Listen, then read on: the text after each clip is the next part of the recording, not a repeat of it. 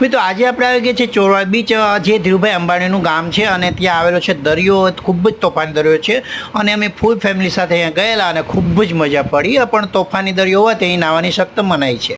અમારી દીકરી સાથે તો ખૂબ જ એન્જોય કર્યો. મિત્રો જુનાગઢથી ખૂબ જ નજીકમાં આવેલો આ બીચ છે. તો મિત્રો ચોરવાડ બીચની સુંદરતા તમને મંત્રમુગ્ધ કરી દેશે એ તો 100%. અહીં લાઇનમાં અનેક બોટ હોય છે જ્યાં ફોટોગ્રાફીનો ખૂબ જ આનંદ માણી અને મંત્રમુગ્ધ થઈ જશો. મિત્રો એનું લોકેશન ખૂબ જ સુંદર છે. મિત્રો જુનાગઢથી ખૂબ જ નજીકમાં આવેલો છે.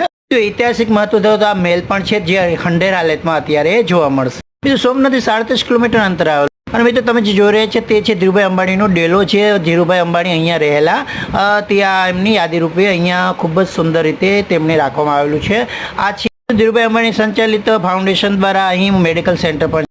તો ધીરુભાઈ એચ અંબાણી મેમોરિયલ હાઉસની ચોરવાડમાં વિઝિટ કરો તો સોમવારે ન આવવું, અહીંયા ખૂબ જ મજા આવશે. તો અહીં તમે જરૂરથી આવજો.